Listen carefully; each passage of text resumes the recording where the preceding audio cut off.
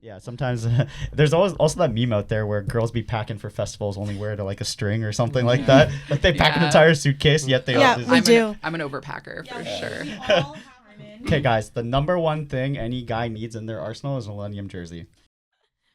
Welcome back to the Back in Body Hurts podcast. I'm your host, Christine. And to the very left is Yekern. Hi. And then to his right is Sunny. Hi, everyone. And to his right is our guest, Jess. Hi, guys. So we'll just have Jess introduce herself and how many years she's been raving. And yeah. Hi, guys. I'm Jessica. I've been raving for 11 years. So it's been a long, long time. It's something I fell in love with immediately. It took like no time at all for me to go my first one and be like, yeah, this I'm doing a lot. So I knew it was a lifetime thing. What was your first show and who did you see? Do you remember? My first show was at Government Nightclub, and it was a Halloween event. It was Knife Party playing. Oh, I love I remember. I think that was the set we set. I think it's infamous for being terrible. Oh, really? That was the infamous knife party set. No, it's not. It's way before. Oh wait, no, that was the closing one. That was the closing one. It was no. The closing one. The closing one was the terrible knife party one. The closing one they really got shit on for, but I went many years before that to them doing a Halloween event there, and I don't think I remember much of how they played, but I don't think there was any complaints of the actual. We in our episode how to introduce new people to EDM. Halloween is the one that we always said. Oh, 100%, yeah. Because you're already dressing up, and that goes to our main topic, which we'll introduce. Yeah. So I just wanted to chime in. My first show was also Gov, but it was Vice Tone 2014, so right before they closed. Oh, wow. Yeah. So like near the end of the year. But yeah, good to hear Gov again. So why we have to talk about this episode and bringing Jess in, we are going to talk about rave attire. So, I'll just talk about a little bit about what we found online about the history of rave fashion. It started in the 90s in Southern California, influenced by hip-hop culture, and there was slowly an increased influence with like the neon colors and the type of like colorful clothing you see, but because of like the early 2000s, like the Y2K type of style, so all the colors started getting incorporated, and that's how rave fashion started to become prominent. And now, obviously, it's like a whole section on different websites, fashion websites. So we'll just start by asking about Jess's rave fashion journey. Do you remember what you wore at your first event? Well, at my first event, it was Halloween, so I think I was like a slutty zombie. Or it could be a nurse, one of the two, right? Yeah, like there wasn't that many options at the time. But then after that, I started just buying tickets for everything. And my first couple events, it was definitely like neon stuff, like... Yeah. Neon fishnets. Early 2010. Yeah, early 2010. Yeah. Neon booty shorts and like a crop top or like something like that. Like, was it right away you just started buying stuff right after the Halloween, or like how did that? Because I find like most people progress. I know Christine had that thing where you kind of just wear something comfortable, and then eventually you just get fully embraced into it. Until you go to your first festival, and then you start buying shit. Yeah. Usually for the festival, everyone gets prepared. I didn't get into it until years later. Like the first 2-3 years of festival going, like I was still wearing like crop tops and like shorts. Yeah. I think I was kind of like predisposed to it because I've always liked fashion, and I've always been like kind of that person that dresses up in like funky colors, so it just felt like very natural to me already. Like I already had kind of like neon things, now I just had something to wear them to. And then anything that I did see that I did like, it was just very easy for me to be like, oh yeah, no, I'm gonna get that and I'm gonna wear it. Like there was no like, it felt like home for you. Yeah, it definitely felt like home. That's like as soon as I saw it, I was like, these are my people. This is gonna work well for me. Yeah, it's like that life-changing moment, right? When you go to your first rave, that's what a lot of people have, and you're like, now you're fully embraced into it. Yeah. You get the culture, right? Like, that's the main thing. Like, 100%. And like the first couple outfits were more like I would like cut up a shirt or something, or like I wrote like hashtag rave on a shirt, or just like made stuff like that. I think it also like kind of overlapped with like kind of like punk rock clothing a little bit, because you Oh, can yeah. find a lot of these Yeah. clothes at like Hot Topic and stuff. Yeah. Yeah, we'll insert some photos if you still have some photos, right? I have the photo Yeah. of me in the hashtag rave shirt. I have a photo of like even my first EDC was 2014, and I was like fluffies, like a Sailor Moon outfit. Yeah. There's photos of me that don't exist, which were pretty much like I went to a stripper shop in Vegas and I Wow. bought like a hot pink like go-go dancing outfit. Oh. I have no idea where those photos are, and I've tried looking for them, but I'm like, but they were taken. Yeah. they were taken. I'm sure they're on like a dead phone somewhere, because this is like pre us uploading everything to the cloud. Yeah. So like I have no fucking idea where they are. My second show, Above and Beyond, I actually wore like a DIY like Sailor Moon fit too. Yeah. Yeah. There was pretty a common. lot of Sailor Moon fits back then. I saw so many of them. I have one you'll see in the video later. Okay, cool. This is a common like a Halloween costume too, right? Yeah. Sailor Moon, yeah. Yeah. Yeah. Yeah, so the whole gang just wears different colors Yeah. of Sailor Moon. I mean, raves are just dress up. Like Yeah, honestly. pretty much. Yeah. Yeah. Like, well, for guys, we just kind of show So up. Yeah. so They how just show up in black. so how do you think your rave fashion journey has changed? Do you think like your taste has changed, or it's still like, I know if you look Yeah. at Jess's social media, it's like still it's like all colorful clothing. Yeah. Mhm. So Yeah, I think my taste hasn't really changed. Like I still like the same kind of like shapes of stuff and accessories and colors of stuff. I think it's just like more refined now. Like I put more like effort into the details that I didn't before. Like I really think of every step of it along the way and like try to like cultivate a theme, where before I was just like slapping crazy colors together. because people have upped the game now, and there's like, you know, intense. Jess is a rave attire influencer, and there are like, this is like a niche now, I guess, a niche. Yeah. So like it's pretty intense. Like I see people posting pretty often. Yeah. Do you like keep up with your posts and stuff? I try to. Sometimes if I go out too much, it's a little difficult to remember to keep up with it. It takes a lot of work, actually. Yeah, it is. It is a lot of work, and then I'm trying to be more consistent with it lately. So I'm trying to kind of like I have a lot of content that's just like sitting on my phone that you just Yeah. That's exactly us for this podcast too. Yeah. We have so much content, but it's just because we still go out. Yeah. It's just Yeah. hard to process. Yeah, right? it's like, when do I get it to that like final editing step, or like even just writing the caption? I'm just like, it's a lot of effort. Yeah.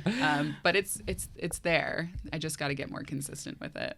It's so much content that we have, to the point that we actually had like calendars to set up just to work on it.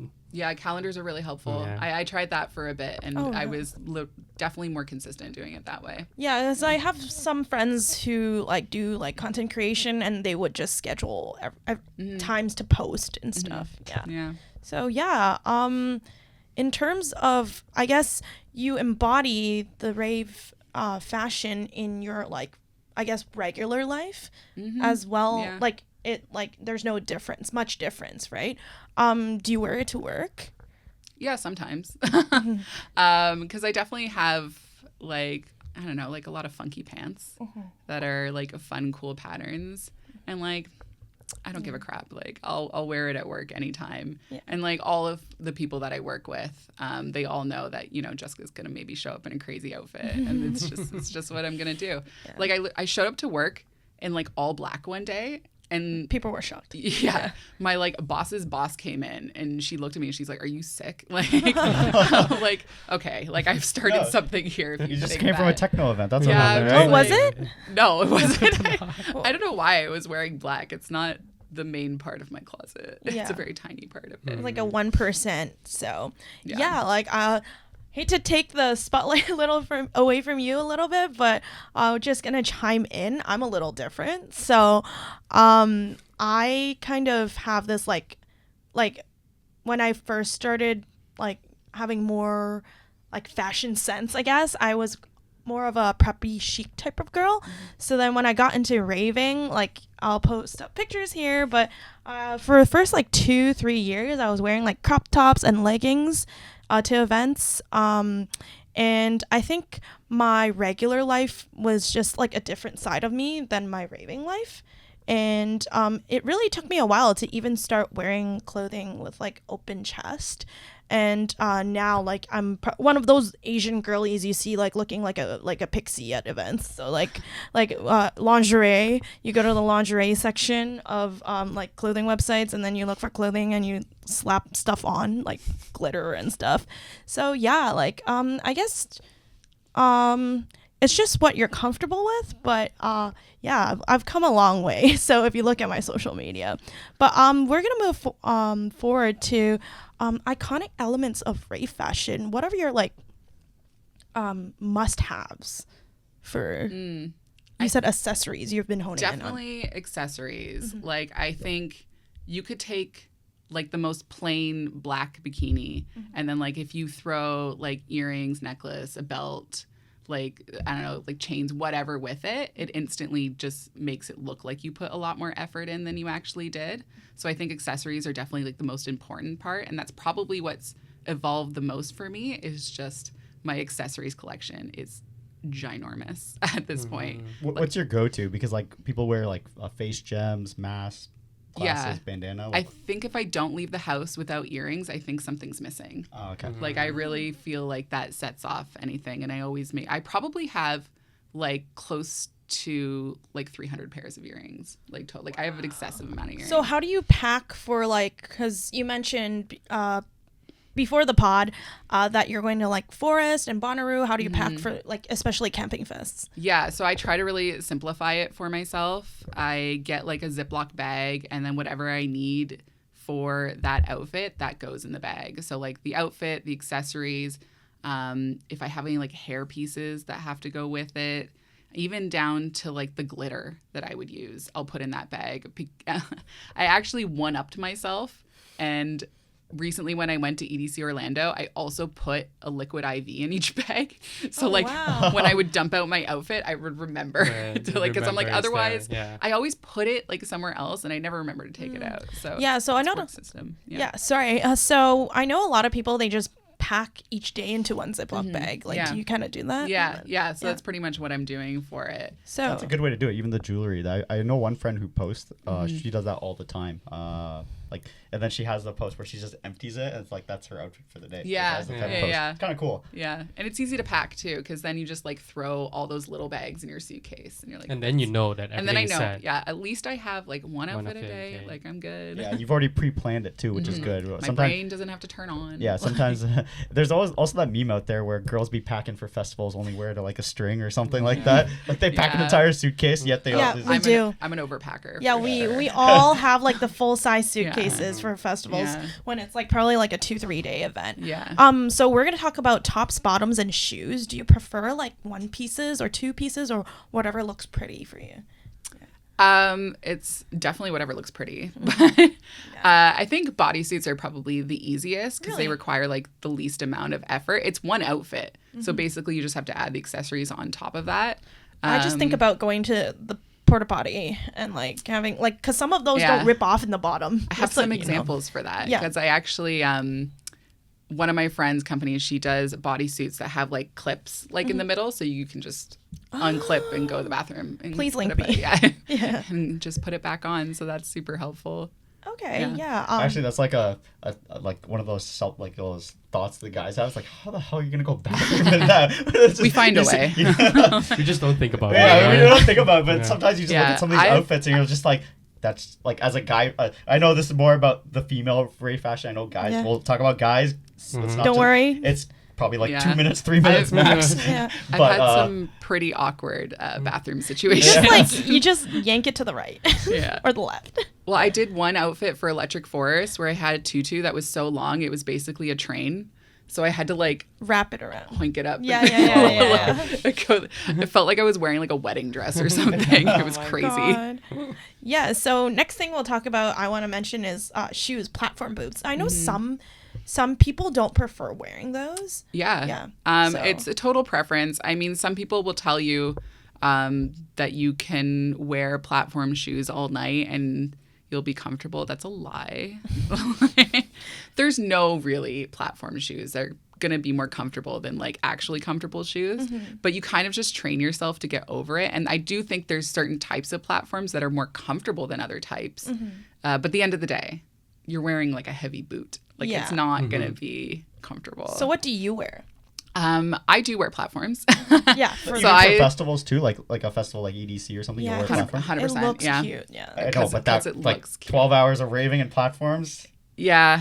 I mean, That sounds rough. That's what I mean. Yeah. We'll definitely have a section where we talk about functionality, because I know for guys, it's all about functionality for the most part, right? Than trying to. Yeah, I mean, there's a couple of my pairs of platforms. Like I wear Demonias a lot for platforms, and there's a specific one that's called the Ranger line, and I think those are probably my most comfortable. I wore those most of Electric Forest, and I was okay. I think any platform that like doesn't have too much of a heel is automatically more comfortable, and then also something like not too heavy, because then you feel like you're lifting your foot a lot every time. It also depends on the foot position, right? If it is like slanted like this, it's much more straining on the ankles. Yeah, so you just kind of watch out for stuff like that, and you'll be like more comfortable. Like I was able to wear them the whole time, but that's also because I'm used to wearing them. Like if somebody was going to a festival and like wearing that for the first time, like you would be screwed. Like you would. Yeah, I would say you definitely don't want to do it if you're traveling to a festival. Something like Veld, good time to experiment, since you just go home at the end of the day. And like even I've worn them to camping festivals like a couple times, and that's fine, because like later in the night you can go back to camp, ditch all your shit, throw a pashmina on, and go back out. And just, like, I love the pashmina. Yeah. So with shoes, is there any like specific shows where you would just wear sneakers, like techno events, or like you still try to? I do wear platforms to a lot of shows as well too. Yeah, because they're shorter. Yeah, I like being the tallest person. It's a thing. Yeah, you could see as well. And I just like it. You just feel like, a bad bitch when you're that tall. So I definitely... Actually, I get that vibe a lot. I'm like, holy shit, don't want to fuck with her. Yeah, you feel like kind of intimidating, but I'm okay with that. I'll wear sneakers like sometimes if my feet really hurt, especially...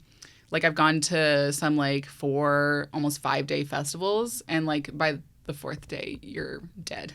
So like I want to wear sneakers at that point. And then for shows, I mean, if it matches the fit, I'm gonna wear the shoes that match the fit. So I just do that. So Jess is all about the rave fashion. It's my number one priority.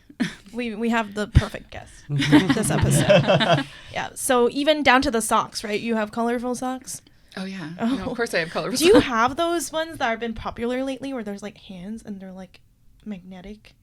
They hold each other. What do you? So it's like couple socks, and then like it's like the body where you wear it is like the body, and then they have these 2 wiggle eyes. And there's faces. And then the side is little 2 hands. 2 hands, like and inside they have like magnetic. So if you go with someone with the same socks, they will hold hands. Yeah.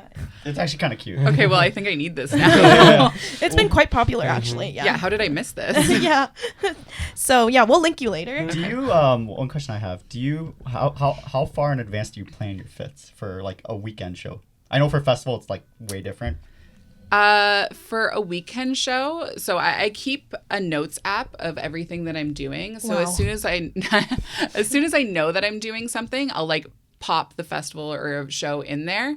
And even if it's blank, I'll at least like start mentally thinking about it. And like every once in a while I'll go in it if I have an idea. Sometimes I have like kind of a drop bucket of ideas that I have, like themes I want to hit, or like maybe like a item I've gotten recently that I really want to incorporate into something, and I'll just put that in a bucket, and then I'll kind of line it up where I can see it best fitting that event, or best outfit for it. So you do get brands contacting you, right? So like do they like ask you to wear specific fits, or you like choose your own, or how do you incorporate that into? Yeah, that's it's entirely dependent on who contacts you. Okay. I've had some people be like, oh, just pick like a couple things off of the site, and they don't really care what you pick off of it. And then sometimes I've had companies be like, oh, we're trying to like push this specific product. Would you like to wear this to this event? I don't accept everything because I'm just so picky about like themes that I want to hit. You don't want to lose your brand. Yeah, and I also like if it's not something that feels like what I actually want to wear, like I don't want to accept it just to like get that's a good mindset to like not get off track for what you're doing. Yeah. Great. And then do you do anything? One of the accessories that for rave fashion is like flow toys and stuff. Do you do that? Yeah, I had a flow toy company actually contact me.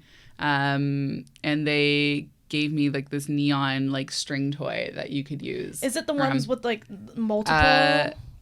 It's like one looping neon string that goes around. I think that's a very entry level one because it's easy to like. I can sit on the ground and do it. I find like I know the hula hoop ones. My one friend really likes hula hoops, but like that's those are beautiful. It's so encumbersome. You have to carry it everywhere. You have to carry it around. Yeah, and I'm already carrying a lot. Yeah, that's what I mean. Like the string one makes sense. You can just stash it away after. Yeah, but I think flow toys are really cool. Like I've always like the light whip. I think it's really sick, and I've always thought like. Do you like the LED gloves too? Yeah. Do you know how to do the? I think those have fallen out of trend. Yeah. I don't see as many people doing it anymore. I think the problem is it's just synonymous with like you give a specific vitamin. You give a light show to someone on that vitamin. Yeah. And it's like people are expecting it, which is kind of. Yeah, I see it more at like certain events. Like I still see it quite a lot at EDC all the time, but I don't see it as much as I used to see it before. And I think a lot of events are starting to ban the gloves too. So I think that's kind of just deterring it's probably for that people. reason too. I know that's why it's the association with it. Yeah. Yeah, I've retired my gloves. I wasn't good at it, but I wasn't good at it. Yeah. Like I would do it for people, but like I was not good. Because I think anything moving like would do it for them. Yeah. But, moving on, we'll talk about pasties. How do you like those? Do you have like different ones? Yeah. Do you have different? I have lots of different ones. Like I've always thought it was just wire tape. Or like a duct tape, you know. It's like duct tape. I mean, that would hurt. Don't do that. Don't do duct tape. Yeah, I have lots of different types. I mean, like you have like your basic ones that you can get off Amazon, and then you can get like big glittery ones too. But I think they're really cool. I wore them like probably when I first like started raving, and then stopped wearing them for a long time, and just recently started wearing them again because there's like really like cooler ones than there was before too. I think it's getting popular again. Oh, it's super popular now. I would say it's even more popular now than it was before. Like everybody's doing it. Yeah. I see more and more events, even like local shows too. They put even it local up, shows, yeah. Put it up. I mean, a lot more clothing's more revealing. I find too, especially with the rave fashion. So like pasties are like a must. I think comes with the trend of people trying to express themselves, like being more comfortable with expressing themselves. But yeah, hair braiding. Have you done that before? Yeah, I've done it a couple times.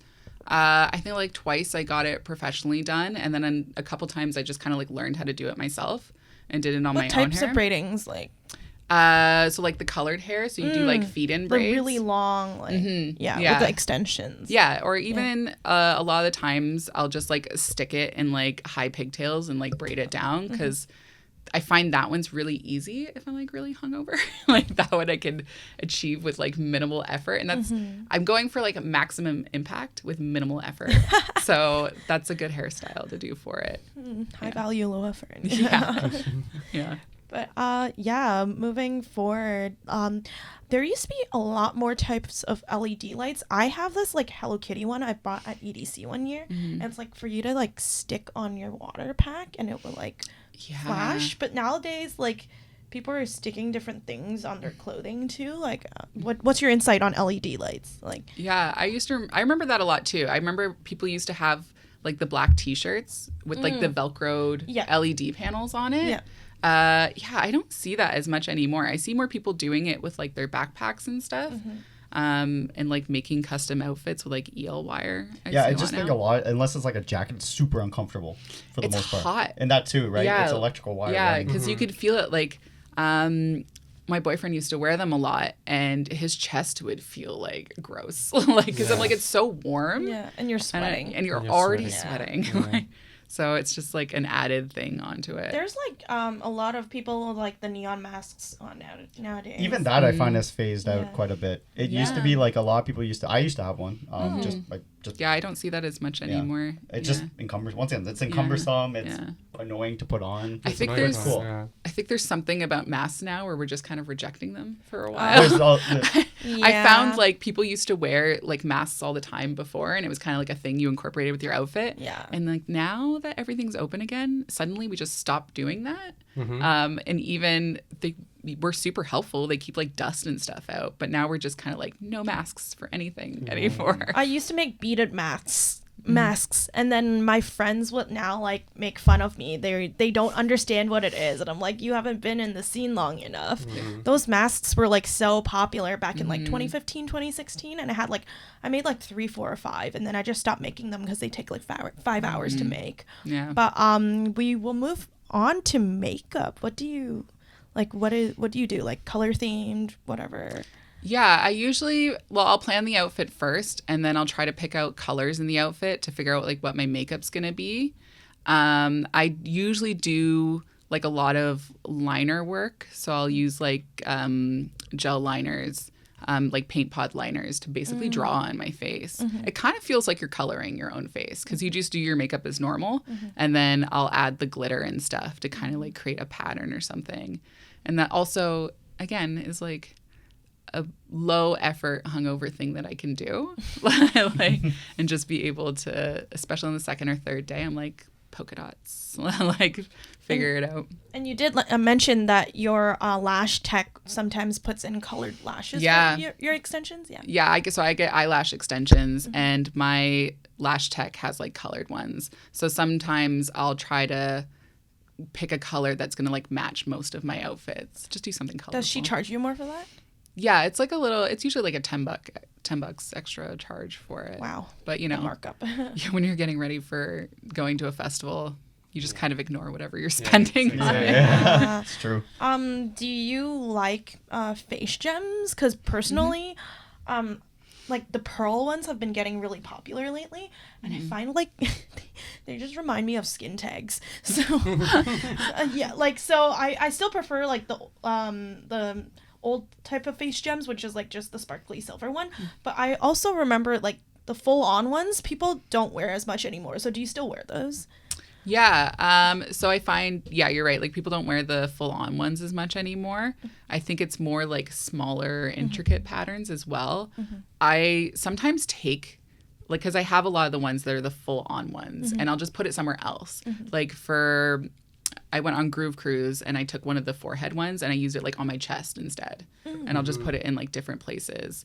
Or there's like some really big ones. Like I have like these big butterfly ones. I'll put it on like my shoulder or somewhere else. How do you get it to stick? Because personally I use like eyelash glue. So do you have any tips? Yeah. So most of what I use is from a company called LUNAUTICS.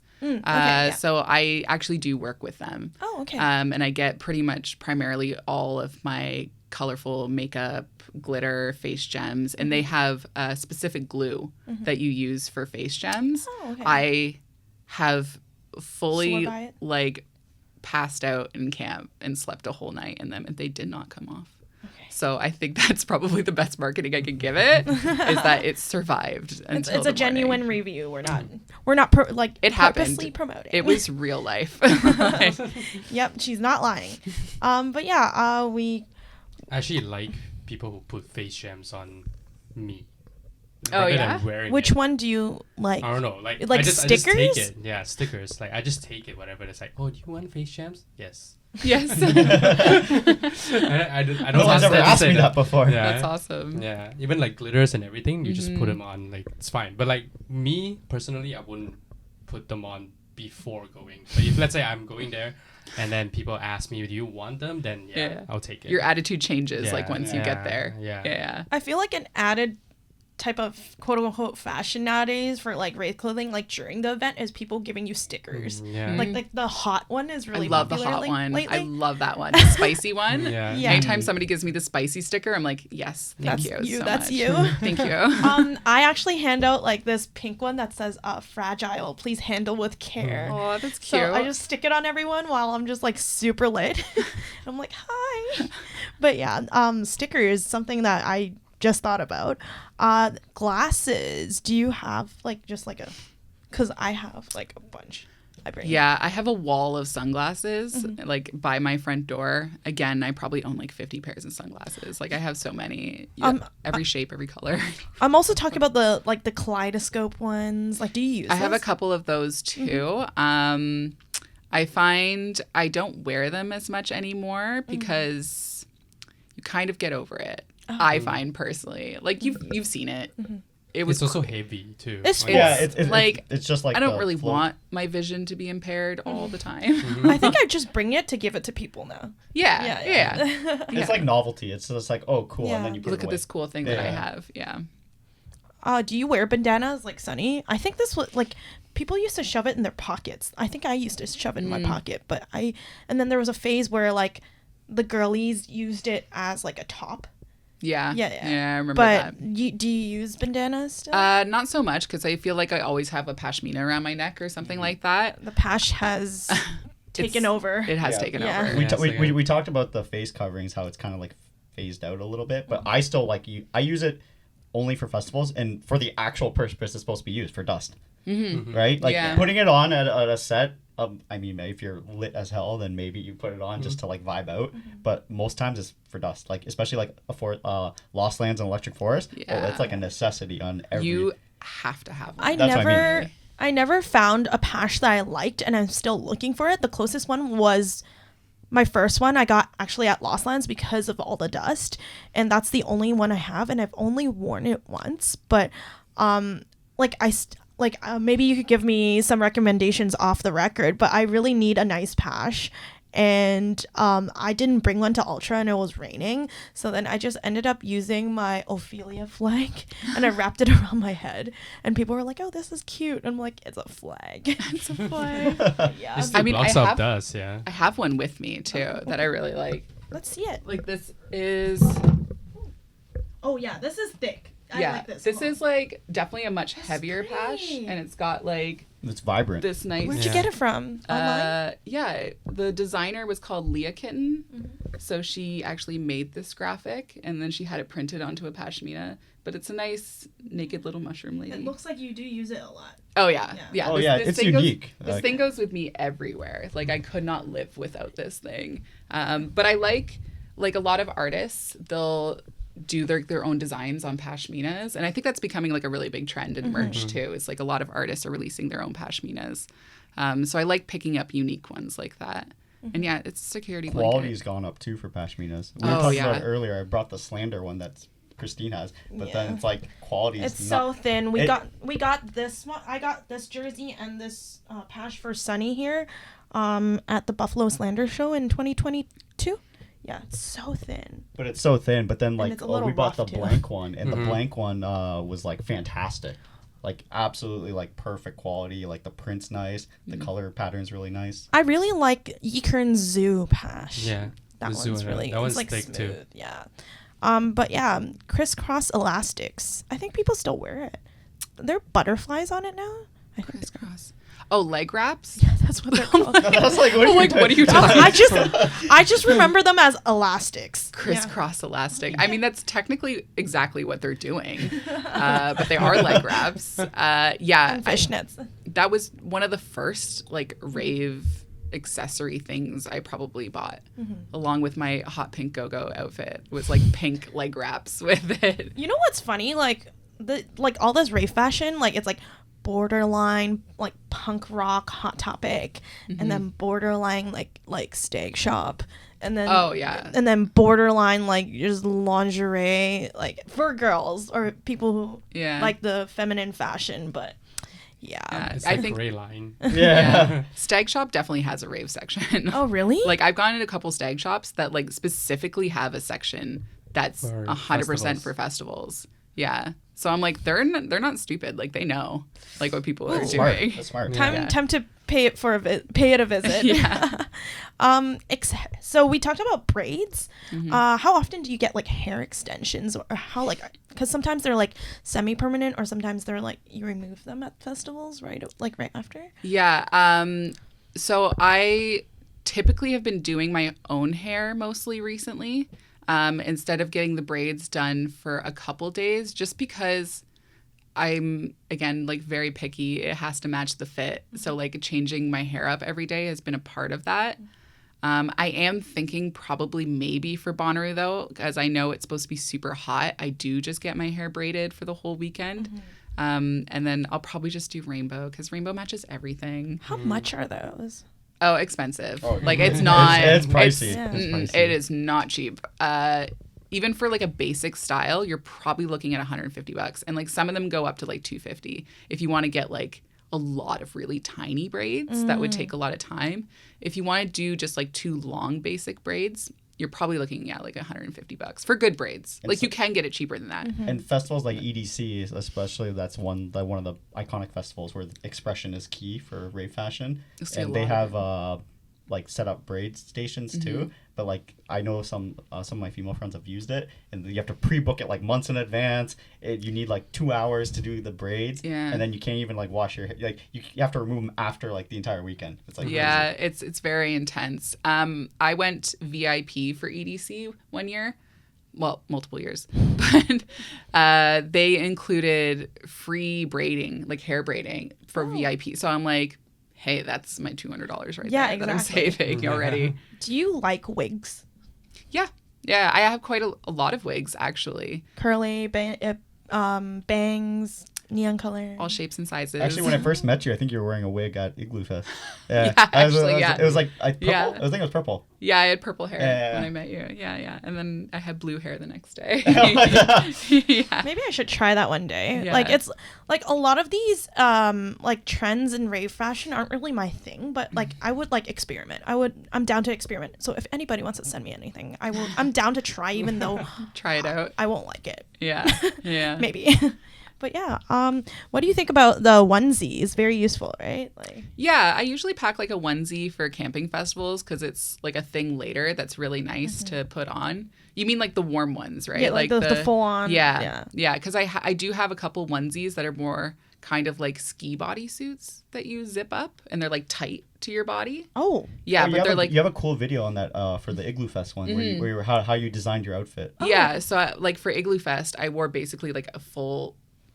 Yeah, I guess like ski kind of base layer. Because it's Igloo Fest. Because it's Igloo Fest. Yeah, we're talking about like the warm, fluffy. Yeah, like, the character ones. The character like ones. the dino, the Pikachu. Yeah, I'll always bring one out for camping festivals. I know I see like a lot of people wearing them all day. It's not for me, but I think it's really cute, and I really like it when I see like matching group friends in it. Yeah, our crew did Pikachu one. The Pikachu one It's at cute. Thunderdome, and there were like 50 of us. That's a lot. Yeah, Yeah. actually, it was funny on one of the was on the Facebook groups. Subtle Asian raving. Yeah, that's the one. Yeah, They tagged you guys because like, we did a crisscross headbanging on our friends' shoulders. So there's just a whole line of people on shoulders. That's amazing. And they're all wearing Pikachus. Yeah, Army of Pikachu's headbanging. It looked really sick. You guys were having a blast. Yeah, I thought like I was gonna fall off. Yeah. Anyways, I really like this. I've never seen something like this up close before. Yeah, so it's like a shawl hoodie. Yeah, this is from one of my friend's companies. So this is called Joy Clothing, and it's kind of like a Sherpa blanket inside of it. So again, this is like very cozy.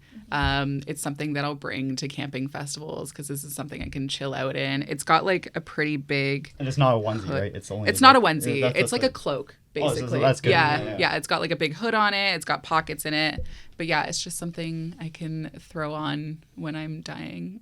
Yeah, I think I need PJs that. for raves, right? That's like, it's PJs for raves, and then it's also like hella bright colors. Yeah, which is cool. I think I need one of those. And she has like a 333 Oh, yeah. at the bottom. So like I'm big on like affirmation and angel numbers. So Yeah. I got my angel numbers all over me. Wait, is there more than one?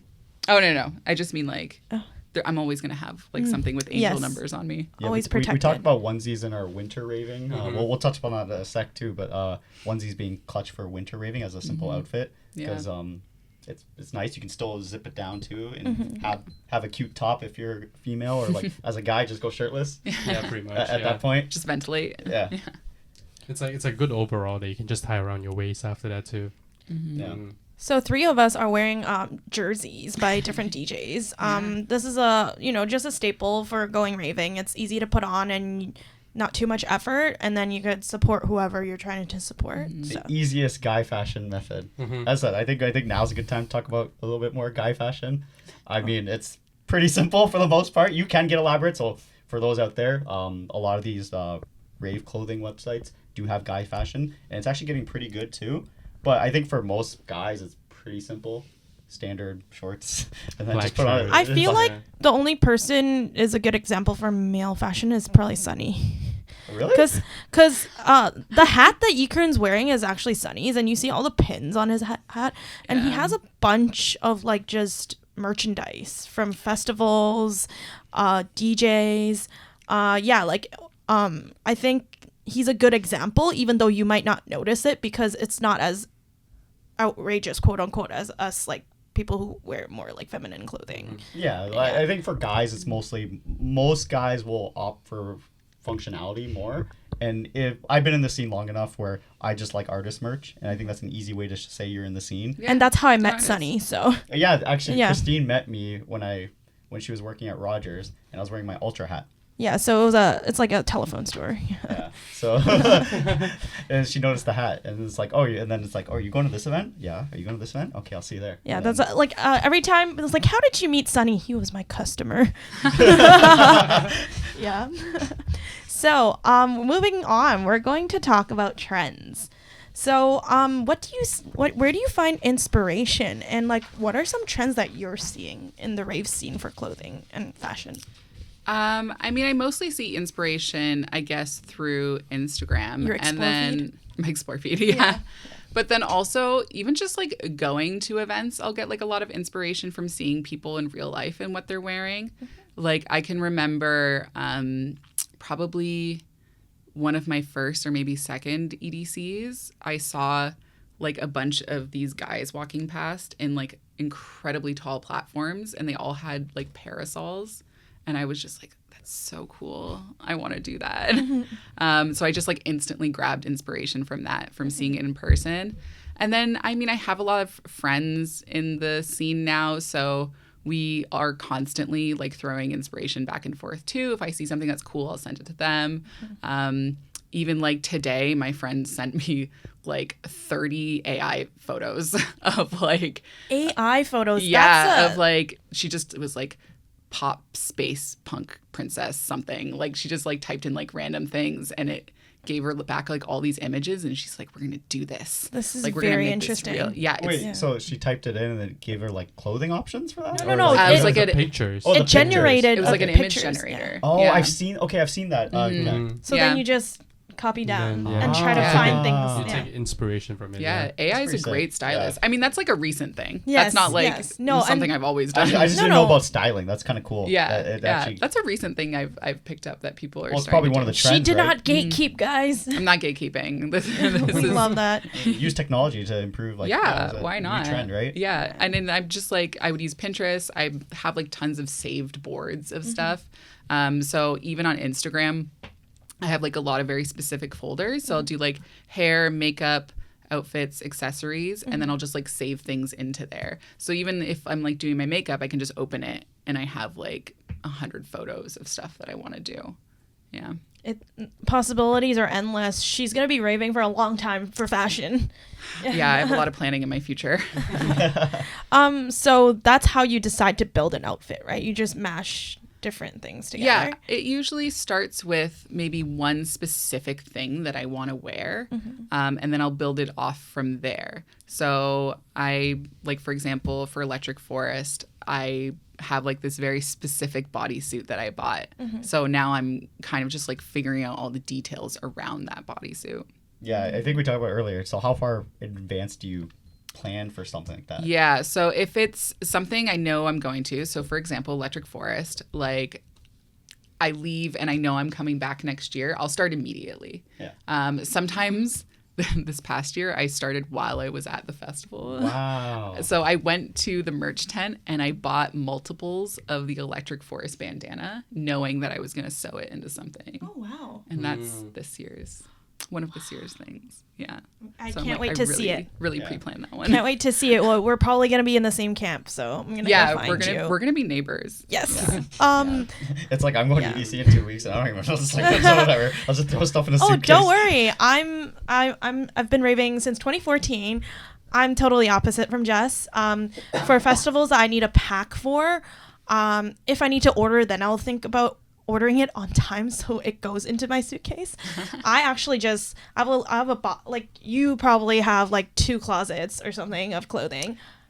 Yeah. I've seen pictures of you posting and I'm just like, yeah, you probably have an entire room dedicated to it. So I converted like our guest bedroom into basically a walk-in closet of just rave stuff. So I have like we'll share Jess will send us a picture. Well share a picture of I have a box and then some other stuff just laying around that I could wear from day to day or like at other like non-rave events. For shows, literally I get a slightly annoyed when my friends are like, Christy, what are you wearing today? Can we match? Like, what are you wearing today? I'll wear what you wear. I'm like, I think about what I need to wear like maybe like 15 minutes before I need to walk out or like before I take a shower and then get out. So like, yeah, I don't plan any of these clothings unless like lately I've been getting a little more competitive, but that's still like just frantically buying like a month before the event so it comes in on time. So I think for guys, it's like after a festival, you're like, oh yeah, I probably could have used that.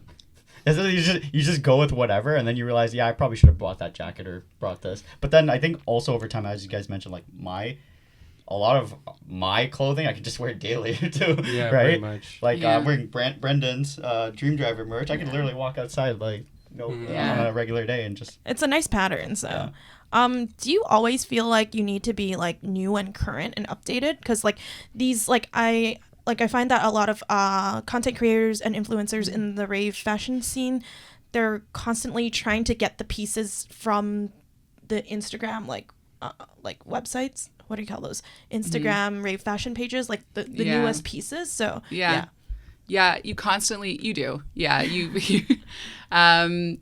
you do feel like I always have to have something kind of like the newest or the best. I don't think necessarily like specific things from like Instagram shops or anything like that. Sometimes, especially lately, a lot of the times I've been like DIYing a lot of parts of my outfits too. So I'm more focused, I guess, on like having something new that's unique than new that everybody else has. And maybe that's a slightly pretentious part of me, but I that's feel that ambitious mindset that like I incorporate in other things too. So I do resonate with that. So are there any pieces that you like have reused like many, many times? Yeah. I mean, I can definitely think of a couple bodysuits that I've worn to a couple different festivals. Even one of the days of Electric Forest, it stormed. So I didn't. Last year, right? Yeah. So I didn't get to wear like one of my outfits to the full potential that I saw it in my head. So I ended up re-wearing that one to Veld. I've done that before too. Like, there were no pictures of it. Yeah, I'll wear it again. Yeah. Yeah. I would say not so much clothing though. A lot of like bigger, more impactful pieces that I own, I won't really rewear them too much and I'll just like sell them and get something else. But the accessories I'll rewear all the time. Like I have wings that I've worn, I don't know, like 30 times or something like that. And yeah, like a lot of like really cool custom pieces like that, or even like robes I find. Like stuff like this. Like I'll rewear all the time. So do you find it hard selling your pieces? Because there's a lot of like people with like closets for like regular closets, but mainly like rave closets. And like the pieces, a lot of ethically made pieces are very expensive. So like, do you find it hard to resell? Or do you even resell at all? I do. Yeah. So I do resell a lot of pieces as well. I find like I've posted a lot of my older stuff, like stuff I would have been wearing in like the 2010s. And that stuff like sits around for a while before it sells. But anything that I've kind of recently worn to a festival, sometimes I'll just get people in my DMs being like, can I buy that? Like, that's definitely happened to me before. Like, I just sold a bodysuit that way. What's your method of selling? Like, what's your most popular, your favorite? My favorite is, like, I would rather somebody just give me, like, one complete cost and then I ship off the item to them. Because it's, like, it's the least amount of effort for anything. You use forums, Facebook. Like story and then highlights. Like, yeah, Instagram. Oh, Instagram. Like, Instagram. Yeah. So I have like a separate closet account on there. Well, I'll post things on there. I'll be like, creeping. It's just like one cost. That's a good way to do it too. Yeah. And then I can link it to like my actual Instagram page. So if you like what I'm wearing, you're more likely to go look for that as well, right? Because it's kind of like a direct visual view of what you're getting. If I find anything, you won't have to ship it. Yeah, you'll just be close to you. Trade at an event. So how do you combat the feeling? Like, do you sometimes feel like you're not wearing enough or you don't feel your full potential at events? Yeah, definitely. I think also because, like I said, I am really picky and I do have like a very specific vision of what I want to do. If I start to like put it on or put it together and it's not exactly what I thought it was gonna be, I can be like really down on myself and I can let it ruin my day. So lately I really been trying to like get out of that mindset. I did like a couple like workshops while at festivals as well. Oh wow. Which really helped a lot too. Which festivals? So that happens a lot at Electric Forest. So amazing. One of my friends, her Instagram account is Vibe with Aid. And she does an intention setting workshop at each festival that she goes to. And the first time I did it was at Electric Forest. And I just kind of like sat there and I'm like, okay, I'm not going to like let these kind of things ruin my day. Like whatever happens, happens. You're doing your best. You got to stop like putting this much pressure on yourself. And then, I just like felt a lot better after that. And now I don't feel so much about that now. And I can just kind of more let things go as they flow. Yeah, we've talked about a lot about like feeling stressed out for events, just like and it shouldn't feel like that, logistics and stuff. And then like I've mentioned many times, it's like going to war. No, it definitely is. Like so, like and a lot of times it affects. Well, like you said, it affects your whole experience, especially if people are on vitamins. So, that's great. Like I hopefully they have those workshops at the beginning. It was so I don't think she's going this year, so maybe there will be other people, somebody else will do like something similar. We do our own in camp. I mean, we could do our own. We could do our own. I would do it again. It was a great way to start the weekend. I will find you. So moving forward, we will talk about male fashion. Our time to shine now? Or masculine fashion. I jumped the gun earlier because we were excited to talk about this. Exactly, wanted to chime in. Okay, guys, the number one thing any guy needs in their arsenal is a Millennium jersey. I'm just going to say that right now. The ROI is too great. So honestly. I have a friend, won't name drop you here, but you know who you are, and they've heard of his name too, but he has a Millennium jersey, and then previously when he was single, he had a cropped Millennium jersey that he was hiding in his couch, and he was like, this is for my future girlfriend. That's really cute. And then now he's not single anymore, and she does have that cropped jersey, but we all knew about that jersey hiding in his couch. So get your Millennium jersey. Was she an Millennium fan to begin with, or you just like forced it on her? No, it's like a staple where you like kind of rave bait. Like I guess it's like a very Asian. It is. Like it is. Couple rave starter pack. Yeah, it's to wear matching fits. It's the number one matching fit. And lose baseball jersey. Yeah, and lose yourself during a Millennium set. Yeah, so there's that. It's funny. I joke about the Millennium one because it is probably one of the most popular jerseys out there, and the black does look good. the thing I always anytime I go to an event, I always look for the one Millennium jersey. It doesn't matter what event it is. Yeah. It could be a trance one, and I just matter. see I just see a Millennium jersey. We saw always one a at Millennium Trans jersey. Unity. Yeah, that's what we did. We saw one at Trans What's a Unity. techno event? I still look for one. No, have you've seen one? Okay, techno events probably not. I feel like you could wear that one to a techno event. Well, I was gonna wear it to Teletech as an experiment, and then I was told I am not gonna be seen anywhere near you if you're wearing that from my friend. So That's funny. Just show up anyway. so I may or may not pack it. We'll see. Yeah. My boyfriend doesn't wear like a lot of rave fashion, and I got him his first Millennium jersey because he does love Millennium. And I'm like, well, at least he'll wear this. And I got him his at Electric Forest, so it's the one that only dropped there.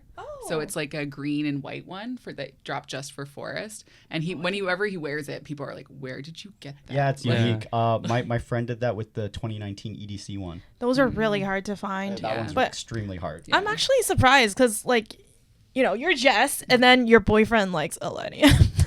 Yeah. How's that? I mean, I forgive him.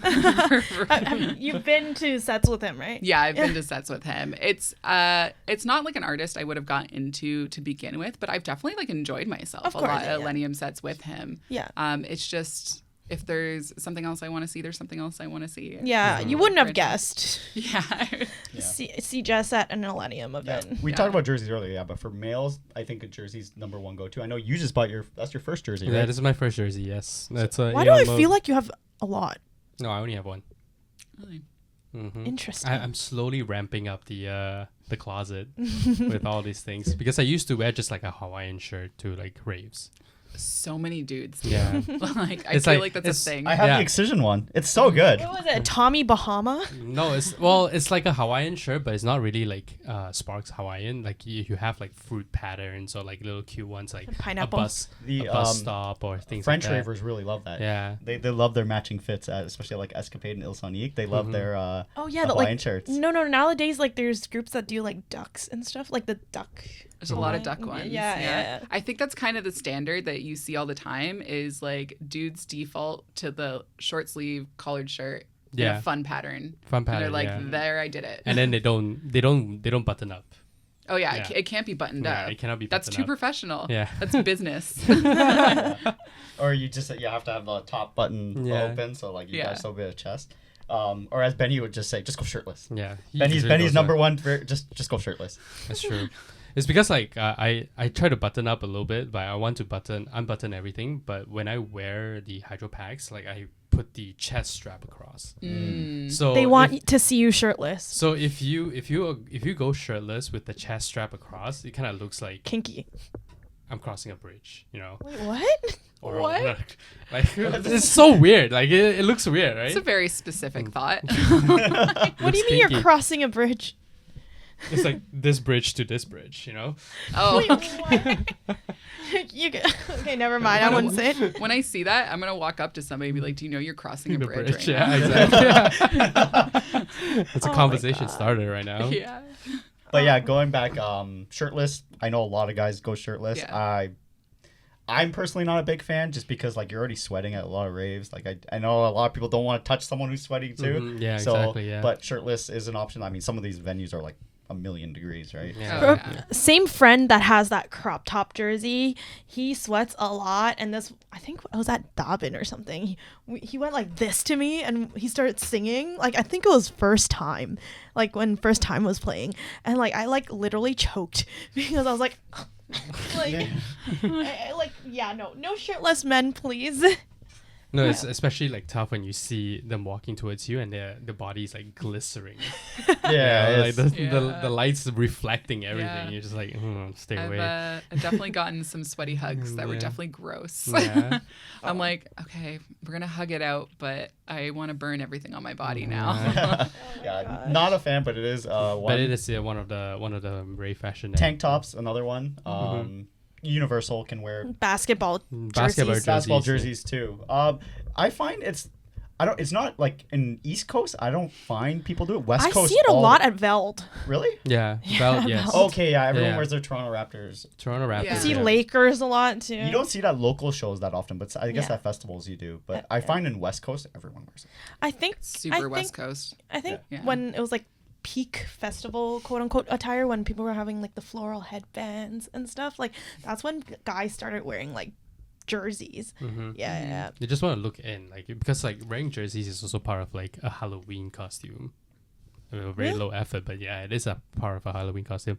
The one I saw a lot is that when you wear long sleeve and then you pull the sleeve up to 3/4, so you can actually stack your hand with all candies. So it kind of looks like you're wearing a bracer, but you're not really wearing a bracer. Yeah. I mean, I still see like a couple guys going around that are like mostly like t-shirts or tank tops, but then the candy is just like the outfit itself, right? Because they're wearing so much of like it. You're wearing so many pearlers and stuff. Like that's kind of the main focus of the outfit too. I still see quite a lot of like old school guy ravers wearing like the spirit hoods, like the fluffy like headpieces. So I still see that in guys fashion. Spirit hoods, would you say are those like the I know people wear like indigenous headpieces before, and it's like not like it's cultural appropriation. So we're not talking about those ones, right? No, it's like a furry hat, and it has like the long pieces where you can stick your hands in. It's like paws. Right. I think sometimes the hat moves. You have a little button too. Because you can press and squeeze it. I think my one really tall friend was wearing it, and then I just kept doing it because you just see it go in the crowd. Yeah. The bear one has been really popular lately. Like it's just the a Pikachu random one's common too. I see the Pikachu one quite a bit. because there's a bear one that's like a lot warmer, and then you could like people wear it to like skiing, snowboarding too. So like that one's really cute. But you can have variety in tank tops too. Like I do find I'll be honest, most guys don't put that much thought into it, but like black's usually the standard. But my one friend wore a yellow one at Dream State, and he's a big built guy, and it was funny. He was our totem at that point because I was just looking through the crowd. I'm like, where? Oh, I see him. He's right. It's just you just see like the neon reflecting off his tank top, and you're like, oh, we don't even need a totem. We just see him in the distance.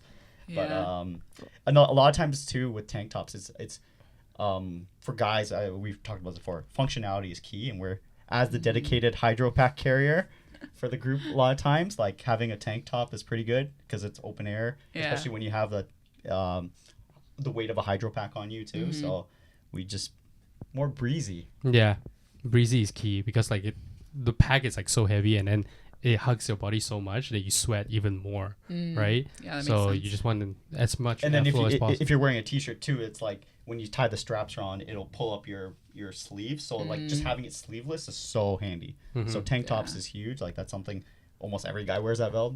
But there's a difference between like a tank top and a sleeveless shirt. Oh yeah. It depends on like the tank top is like very narrow on the shoulders, and then sleeveless is very wide. I mean, if you're migrating from hip hop music, there's a lot of guys in wife beaters. So That's true. wife beaters and a chain, but the chain turns into candy later. That's true. Just converts over. Well, what are your thoughts on like the singular hood? So like like it's kind of wrapped, linked with a chain, but like it's a hood.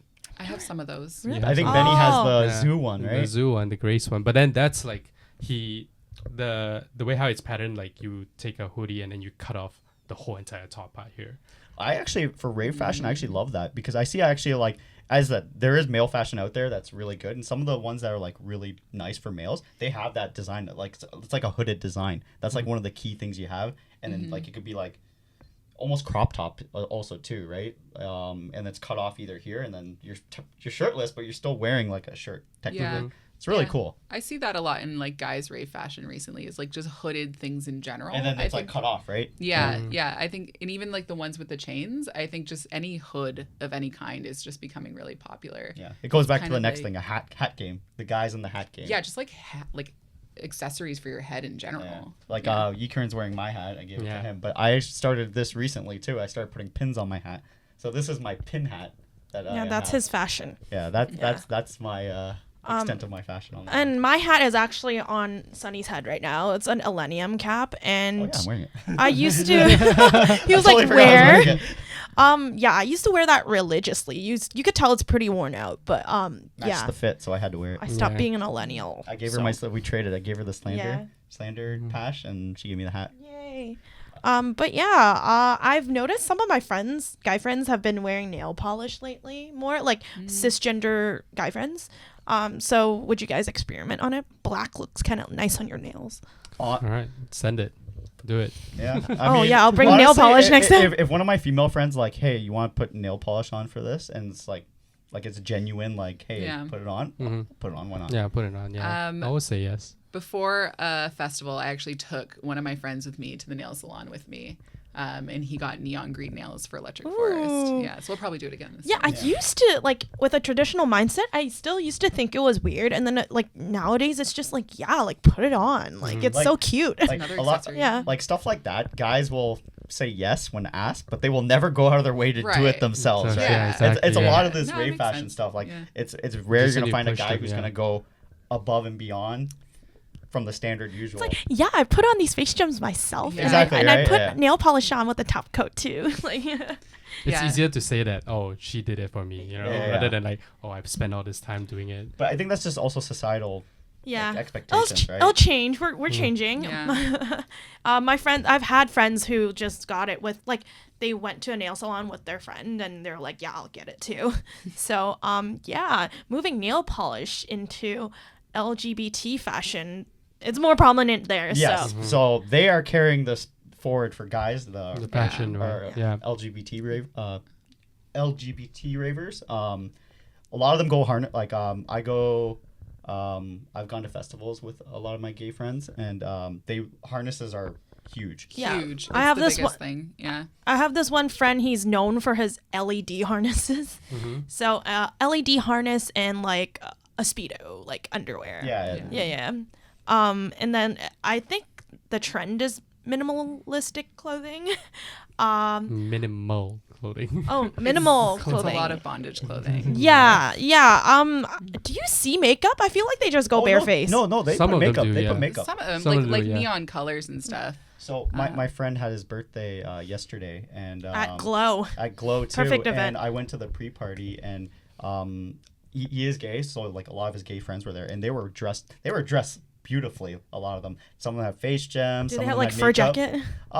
I don't think anyone wore fur jacket, but like they wore the tank top, all multicolored I saw neons. their crop tops Yeah, and everything. the crop tops. So like they're carrying like the male fashion forward, but they have their own trend that's specific to them. Yeah. Like, you can tell. Yeah, It's, yeah. they're part of the LGBT community. Yeah. I think they're really big on those tank tops with like really big holes going down like the sides, and then like colorful like shorts Yeah. Yeah. And tight shorts too. and headbands. Yeah. Yeah. So It's- that's the kind of stuff that I feel is like very early 2010s. I feel so like I it's don't think aerobic they've clothing. changed. Like, yeah, kind Yeah, of. yeah. I find like for their community, it's like that 80s fashion trend where a little bit like that, but it's like it works for them.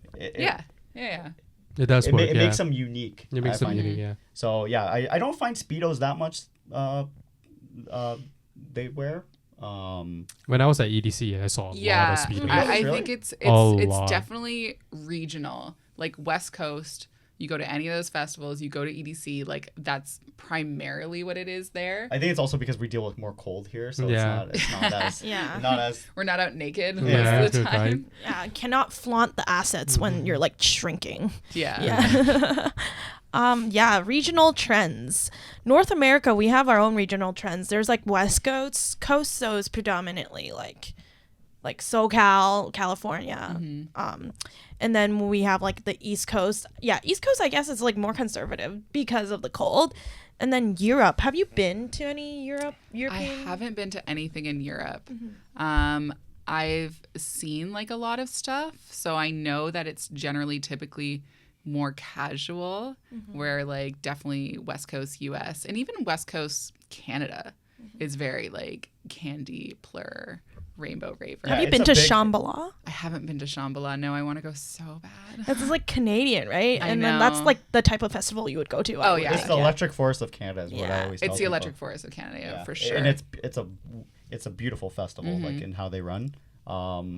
But yeah, the European, like all this topic is like out the window for No most guys. candy. It's Yeah. kind of like how you were when you started out, Christine. Oh. Where they're very simple. I was gonna say Asia is more similar to what I started. Oh, really? Yeah, Okay. because Only recently they've started to wear like more pixie-like clothing, like that type of stuff. But it's like if you go to like Ultra Korea, people are wearing like crop tops. Like the first few years of it opening, like you don't really see, because somewhere in Korea they're like it's not as acceptable previously to show your chest, but it's acceptable to show your legs. So then people would be in like short shorts, and like the top would be like mostly covered, like maybe like there's like a V, like whatever crop top they're wearing. So it's all like legs and like ass. like No. yeah, like Hooters beer girl type of t-shirt, like yeah. So I think that's the type of clothing that is similar to how I started my journey. So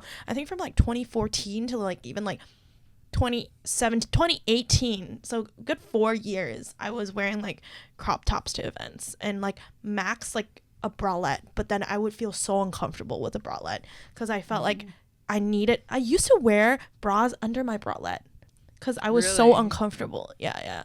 And then like nowadays I just like, here, this is like a bralette, but there's nothing under the bralette. So and then jersey. The jersey gives me protection. But yeah, So it's your safety blanket. yeah. And also I think it's like we said, as an Asian girl, you're brought up with very conservative and traditional mindsets. So I actually posted, if you look at my Countdown LA photo, that was the first revealing outfit I ever posted on my Instagram. And I actually have family on my Instagram.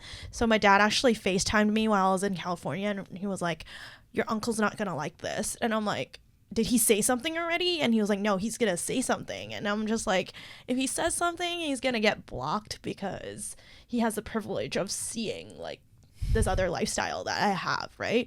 But I think that always restrained me from wearing a lot more. Yeah. But I still have I still have my boundaries, because like some other ravers would go all out and like wear anything or wear nothing, right? Almost nothing, right? Yeah. So there's that. Freedom of expression. That's why raves are great, right? It's Yeah. whatever comfort level is too. Yeah. So continuing with trends, like we have like the techno black. Well, this is where Europe is like. Yeah. I find with European, it's like the music is more ingrained in their culture, so it's just like normal day-to-day life. I find so like I find when you go to like events, and when I went for Awakenings in Netherlands, I wore even more simple than what I would wear in like North America, like not even like festival gear. I literally wore like black shirt, like black pant, white shirt, black pant, with a chest bag. So like I with crossbody bag, and that's essentially it. They don't do hydro packs there in Europe either. Really? It's actually like at a festival like It's a water bottle. Tomorrowland, people will do it, but you get looked at very weird if you bring a hydro pack, especially for like more of those niche festivals. Yeah, for like I find the rave fashion is like just like candy stuff. That's part of the rave fashion thing. It's like a North American thing. Do you it's a Yeah. North you American you thing. go to techno events? Yeah. I do. Do you wear mostly black, or you still try to I make a statement? I'll definitely incorporate like a lot of black into my outfits, but I'll still pop in like black and maybe neon green or something. Maybe so like like it's still definitely me. something like your profile picture. Yeah. Yeah, I'll yeah. try to do something like that. And yeah, like I'll still dress up for events. I still probably stand out at techno events with like what I'm wearing. Maybe I'll try to make it like a little more like badass looking or something like that. More so chains. so it fits in with the techno event more. Yeah. But I'm never just like a simple black. Have you gotten All weird black. looks? All black. Yeah. Even my day-to-day is like all black. Have you gotten weird looks? Yeah, all the time. Oh, okay. All the time. I feel like people will I hope not, but I feel like people would frown at you in Europe. Like if you were to like, Yeah, I kind of get off on that. yeah.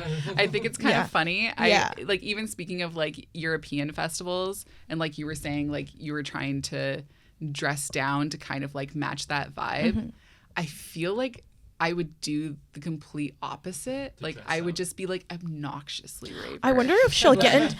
I wonder if she'll get into Berghain. Badass, right? Yeah. I wonder if she'll get into Berghain. Probably not. But then I also think like maybe I would be so over the top. They'd be like, that's "Oh, this fine. is a weird thing. We should let in." Yeah. Like right. And this Like, is a 'cause weird they're- thing. Yeah, well, I don't know. They're I mean, kind they of like actually, that. you know what? They could because They'd be like, oh, Yeah. that's kind of weird. Yeah. Like, go.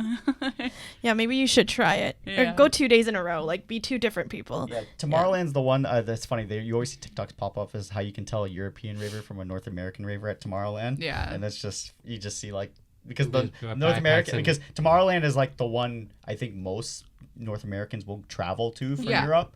Yeah. And that's where you get like a mix of everything, and you do see people dress up, but you'll see people dress down for that reason. Yes. Yeah. Like the Europe crowd is just you get the both aspects. Yeah. Yeah. So, And I've had friends that have gone to Tomorrowland and they've dressed up like how they normally would here.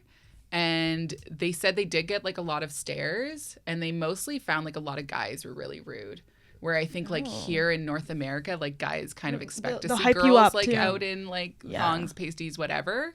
Like, I mean, sure, you'll get assholes anywhere, but I think people are just like more used to seeing it here. Yeah. Where not so much there, so they get like a little more like rude or touchy or yell at you or say Yeah. something like disgusting. there's no techno DJ jerseys. So jerseys is like more of a wook thing, Oh, yeah. bass head Yeah. thing, along with the pashmina. Mm-hmm. Yeah, but I think it's a very common, even for males, is pash and like a jersey, right? Yeah, and it's yeah, So as you just comfortable. said, it's genre based. Like it started like almost every dubstep DJ, if you're like popular, has a Or melodic now. Yeah. It's flown into melodic, so Yeah. dubstep and melodic.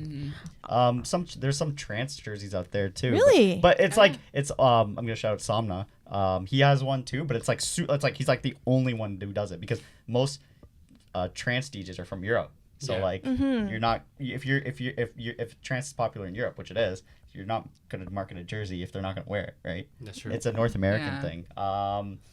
But Like we said, there's furries. Furries is back. So that would be a more of a West Coast thing, I guess. Yeah, I think definitely a West Coast thing. I see them pop up more at what like California would consider like cold festivals, like basically. Yeah, Like Countdown. Beyond? Yeah, or, Countdown. like, like anything Dream after State. October, Yeah. pretty much. You see like a lot more kind of like fur-based outfits in general, so I feel like that's coming back a lot with it too. It's also synonymous with the psytrance community. Oh yeah, They Yeah, love huge. their fur Yeah. outfits. Yeah, It's crazy because this, for me, this like the like colorful fashion, the roots from like the hippie movement and everything, I think, and the music like techno and stuff. This stuff all used to creep me out. I don't Oh, know why. yeah? Like when I was a kid, like I was like, what is this stuff? Like this is like I'm not getting good vibes from it. It's like creeping me out because I didn't know what it was. But then like I just get deeper and deeper to the other side, and like I'm part of it now. Yeah. you're part It's of the different, creeps. right? Yeah, It's yeah. different until you're into Yeah. it, yeah. Because in a previous episode, we would be like, oh, is this a normie event? Like, just like clubbing or like a normal like social. And like, we're not normies anymore. Yeah, I can't get down to like regular club music anymore. Yeah. Oh, no. it's- I can't go. I can't. hate clubbing. I Most of can't. it. Yeah. Like, if you listen to other episodes, I'm in New York often. The club I frequent, my friends play DJ at, and it's an EDM club. They only play EDM at the club. So that's good. Yeah, we talked about our noir story too, right? Where Yeah. you just go to the main floor of Rebel and you're just like, I feel so awkward right now. Exactly, yeah. Because everyone's in like suits and you're in like slacks. Yeah, you're like, yeah. It's another world. Yeah. So we're going to talk about popular brands. A few notable ones that are quite mainstream with rave fashion, particularly for females too, are Dolls Kill, there's Sheen, I Heart Raves, Sassy Pants, the label, Chill Fit Rave, Nasty Gal, Rave Till Dawn, and there's like a lot of like Etsy, like smaller businesses. And Support then local. Yeah. So I think there are sections on like Sheen and Dolls Kill and I Heart Raves. Yeah, they do Yeah. have a male section. I know my hat I think is from I Heart Raves when I bought it Oh. way back. I think. It's an Into the AM. Into But I the think- AM is owned by iHeart. Yes, Raves. yes, yeah. That and I think I bought like an outfit from there or something. Oh, and there's Electric Family. Yeah. Yeah. And they have their jerseys too, like Mhm. Electric Yeah. Family jerseys. Guy section there is some, but you have to just click on the couple links and then that's pretty much it. Yeah, there's pretty not much. there's not crazy amount of selection. There's not like 20 drop downs. yeah, exactly. It's not like page 1 of 50. It's Yeah. like page one of two or I something. think it's growing more. It is growing. It is growing, I yeah. find like especially What now. do you see? A lot of like the companies that I would buy from, they started out with like female clothing, but now they're making guys stuff because like a lot of girls be like, oh, I want to match with my boyfriend or whatever. Oh, okay. So like to have like their outfit they buy, and then maybe they can buy like matching shorts or something Yeah. in the same print and like be The fabric, matching. yeah. I think sellers now are kind of figuring out, oh, like this is a market like that we need to jump on, because this could be like an extra $100 somebody Oh, yeah, spends yeah. on their Oh, bill, yeah, for sure, yeah. like just to get their boyfriend a matching outfit. So Yeah. it's really The- really smart to do. The guy won't be spending it, I guess. Yeah, like the girl will be buying. Like if I see it, I'll be like, okay, yeah, add that to the cart, right? There are some cool fits out there that I've wanted like those longer pants. I'm trying to get like a good like track pant one that's like more EDM focused too. yeah. Those ones are kind of cool. Maybe the Thai tourist one. The banana, what do you call What's it? that? The The- elephant pant. Oh yeah. Yeah. I people wear. I feel like people wear that to camping raves. Like there's this like Oh, patterned yes. elephant pant. I It's know like what you're from talking Thailand. about. It's very like hippie clothing. Yeah, it's- like loose. Like I see Yeah. that a lot. It's called Yeah. the tourist pant in Thailand, Is and it? like most tourists in Thailand would get it just so it's a tourist thing. Yeah. Yeah. Yeah, and It's then like it a becomes souvenir. comfortable. Yeah. Yeah. Well, it's Yeah. a look thing now. Yeah. I It's been feel like taken over. yeah, I'm part Vietnamese, so I feel like if I go back, like we used to get a lot of these, like, because they make breezy clothing in Southeast Asia and South Asia. So like, I feel like you need to pack those. They're so cheap too. So. Yeah, you'll see a lot of that at Electric Forest too. Like there's a lot of stalls that sell clothing like that. Overpriced. Definitely overpriced. I have fallen victim to that. But sometimes when you're walking through, you're like, I'll never see it again. Just buy it. Yeah. Actually, Sure, yeah. it's a market. Like how long it takes to get from Tripoli to the Sherburne, Sherwood Court? Sherwood Court. Like yeah. you literally have to walk by them. So eventually you're gonna be like, fine, I'll buy it. Yeah, you're like, I'm here anyway. Like for me, the most part, if it's like not like like a small business and they're like mass selling like made in China stuff, then I Yeah. would like it's like an automatic like I do not see it at festivals. Like I just don't look at it. Yeah, because there's definitely things that I'm like, ugh, Yeah. I know I can get this online for Yeah. like a third of the price, Yeah. like somewhere else. So, like I know most of the time you're not last minute, like you said, but what are some local stores like that you would shop from? Because we have like Urban Outfitters, Hot Topic. Like I guess like a tip for someone, Yeah. like say Veld's their first festival and they want to try and like what's something someone can do locally that's Yeah, really I good? think I mean it's gonna start with like your comfortability, like what you kind of want to wear, because you could go to like Stag Shop and like I said, they have like sections of things that you could buy, but that also totally depends on if you're comfortable wearing something like that. I believe a lot in like thrifting, so I've found like a lot of cool accessories doing that, and even Any specific thrift shops or where you go? no, just like go to like a regular Value Village. Even if you find a bikini you like, wear like something you already know you're comfortable in, and then just buy like a bunch of accessories to match that. You can buy a bunch of like funky belts. You can find pashminas at thrift stores as well. Buy some like funky jewelry. So we said or- about winners. Like winners, just go to the Yeah. section. You can find something even. You're for gonna guy. find a funky shirt Yeah. there, right? Like it's pretty easy for you to look for. I definitely bought stuff from Winners, so Yeah. Yeah. Yeah. I've gotten a lot of trippy mushroom shirts from Winners. So that's been like really fun. A lot of camp t-shirts that way. yeah, exactly. But, Yeah. Are there any specific picks, like places you shop from, or like specific pieces, I guess, Yeah. I mean, that you buy again that are like different? Like if you know what I'm saying, like multiples of the same thing. yeah, and then like shops you would go to, yeah. Yeah, well, one of my favorite shops is the one that my friend owns, which is 111 The Label. And she's actually local to like around Toronto. Southern Ontario. Canadian brand. Ooh, okay. Save on shipping. But she like hand makes all of her stuff, and she makes amazing, like such cool items that have like lasted me a really long time. A lot of washes. wear And that's what you're tear. paying for. That's yeah. what you're paying for, yeah. because some of that Shein stuff is gonna break on the first try. Yeah, that's yeah. true. So- Or they might not fit. So or it might not fit, and then Yeah. you're just kind of like stuck with it. So they are definitely my favorite. I mean, I have like a lot of accessory companies that I really like. NOMADKANDI, like I get a lot of my jewelry from there. I really love, but yeah, then I just like going on my explore page and being like, bye. Just like even random sites that are not for raving, right? Yeah, because and I feel like every site now has like especially during the summer, they have like a festival section where like you can use these items for festivals. Like they're jumping on that market. I think at the beginning of when they first started introducing, like some websites started introducing like the festival section, it was so boho, and I was like, I do not like it. It was all boho. Yeah. I don't know what was going on. I think it was just like maybe the only festival they recognized was Coachella. Yeah. But like every site was doing a boho section, and that was just not it. Yeah, exactly. So we'll move on to the hot takes section. So we're going to talk about the topic of fast fashion. Your take on it? Yeah. So I do think I understand it from an accessibility point, like that a lot of people maybe can't afford like a lot of really expensive pieces, and a lot of handmade pieces are expensive. Yeah. Like I get it. You want to kind of participate in this visual culture. That's the easiest thing for you to do. On the flip side of that, a lot of these fast fashion websites, they rip off a lot of current brands that already exist. And they're not like very subtle about it. Like I've seen some of them not only rip off the clothing, but pretty much take the exact same marketing photos, like in the exact same poses, and like repost it as their own, which is like really shitty. And it's really hard to address it with them, even through like it's impossible. Like you're talking to nobody. Yeah.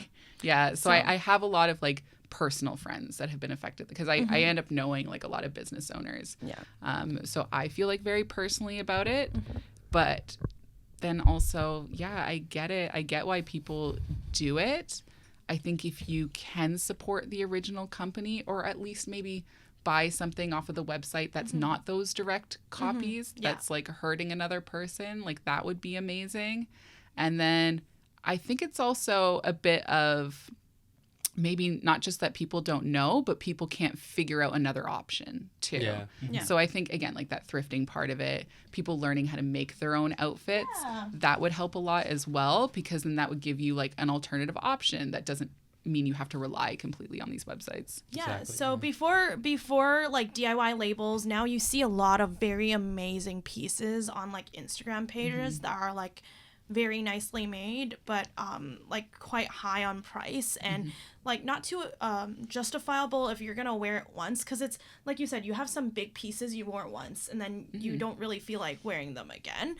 When I first started raving, I actually used to DIY my fits.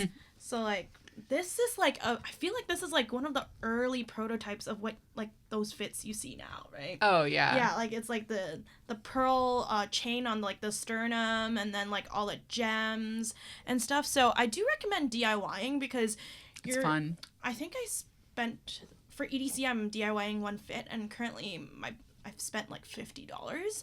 And if you look at similar fits that are being sold right now, they're going for around $200 to $300, and I wouldn't wear them again, to be honest, because it's so nice, and then you want to take photos and then you don't want to wear it again. So, I did a lot of the DIY rave bras. It also gives you a lot of validation when people comment on it, right? It's like, I made this. I get that all the time. I made this top hat for Electric Forest, and I put all these like fabrics on it, and I did like smiley faces and stuff on it, and I constantly had people coming up to me and be like, "Where'd you get that hat?" And I'm like, you made can't it. Get it anywhere.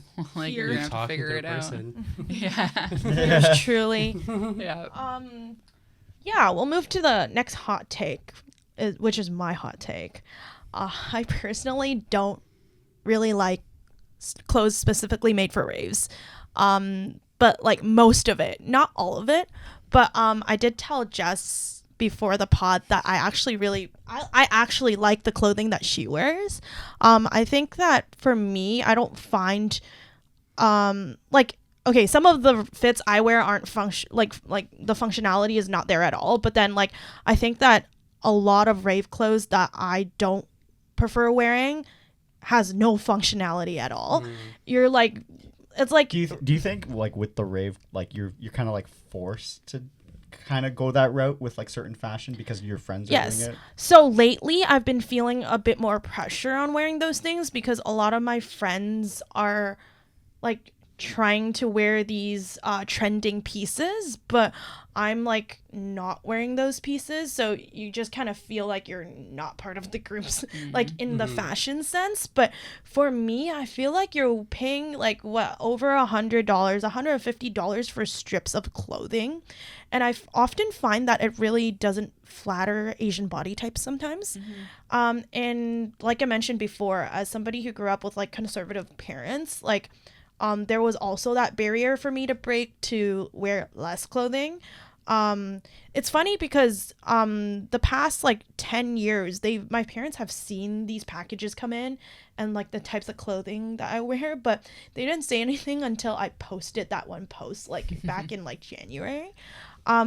Sometimes these colors are nice, but then sometimes I find them when they're on like when they're like when it's barely a piece of clothing, that like the color is like very wacky, and like you're wearing string. There's specific brands like it's like latex and like chains, and it like I was telling friends and even just before the pod that I feel like it looks like you're a piece of like Chinese rotisserie. Like if you seen them hanging out at the Chinese rotisserie shops, like picture of rotisserie, no picture of the we'll put clothing. it in the video. Yeah, but like like sometimes I feel like I'm sorry to my parents, but like I have my own clothing boundaries where I want to be very expressive of what I want to wear, but like sometimes like with like pasties and stuff, like I just feel like you're not wearing anything, and like you're just we were like, humans are animals, so it like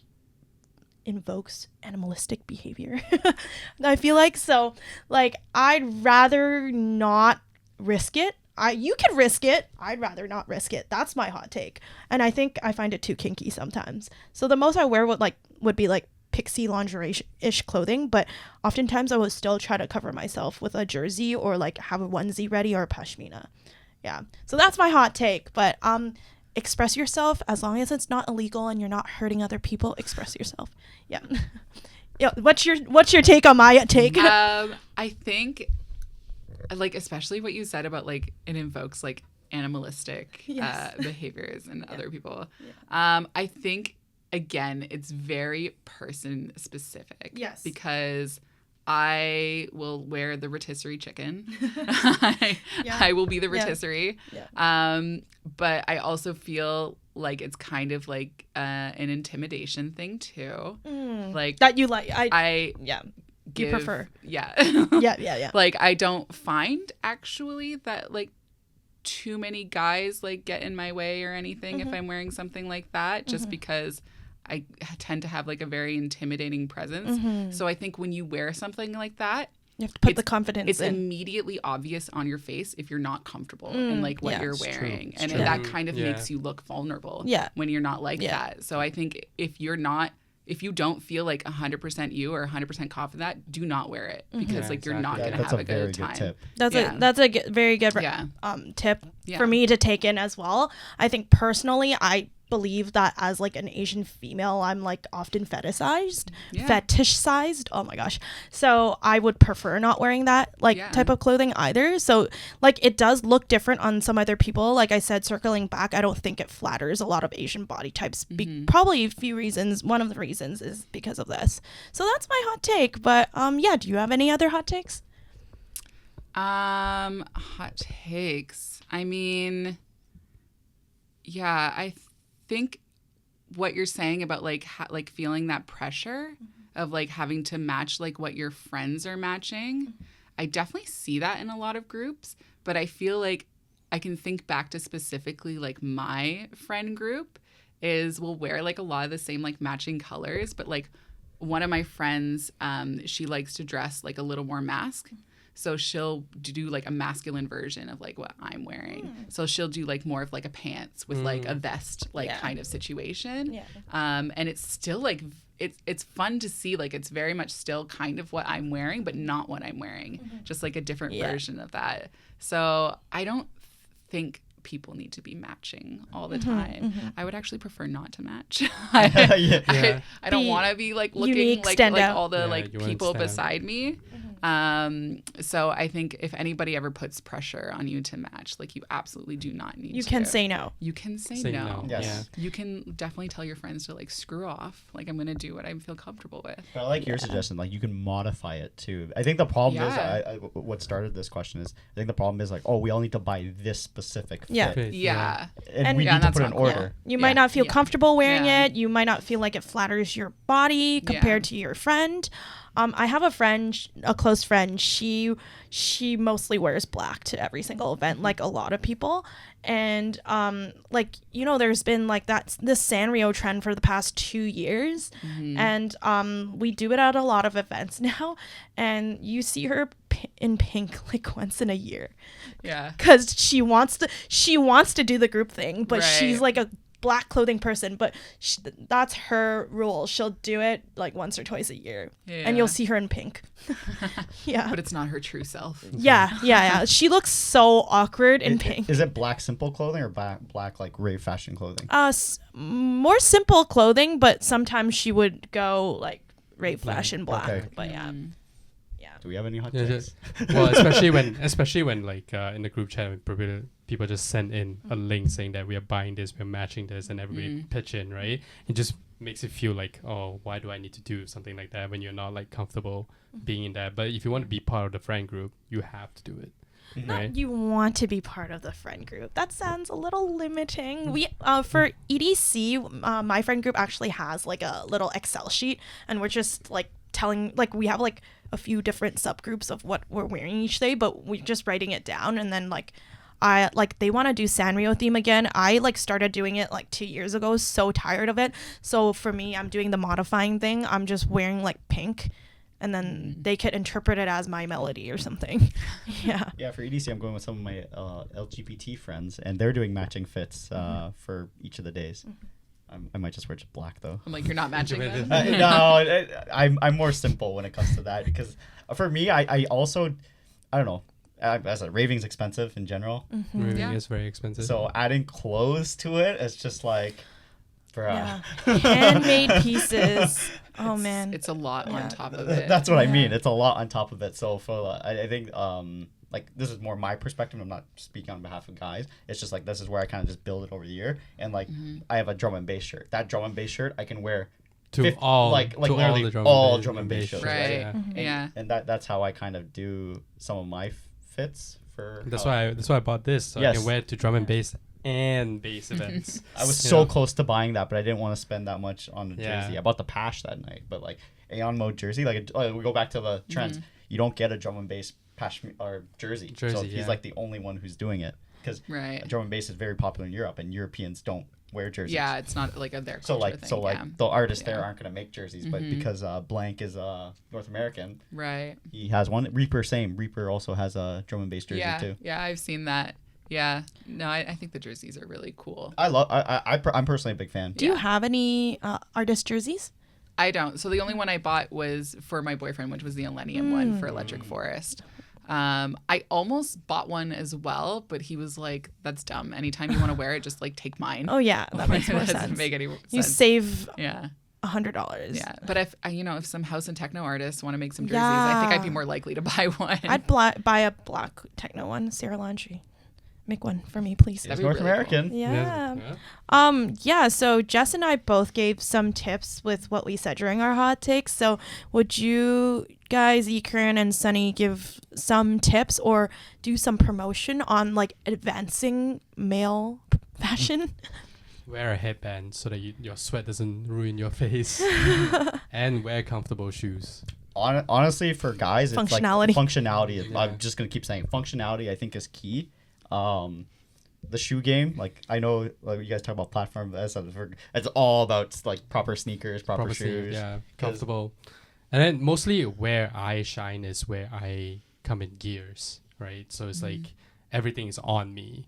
rather than like in the pockets or whatnot. So like I have a fan like sticking out and things like that. Right. So it feels like I'm going to a war zone. Yeah, Like, I think for guys too, accessories are a big thing when it comes to actual rave fashion. Like, But it's functionality. function- It's but it's more Yeah. like as what Yikern said. Yikern's like a rave dad, right? So he's got the crossbody bag. He's always got the camelback. He's got the fan ready. Yeah. He's got all the stuff. So like, that's how guys usually like build it up. Is like everything's kind of more functional, and then it's the standard shirt, hat. It's funny. Instead of a gun holster for war, he has like a fan holster. Yeah. So there's that.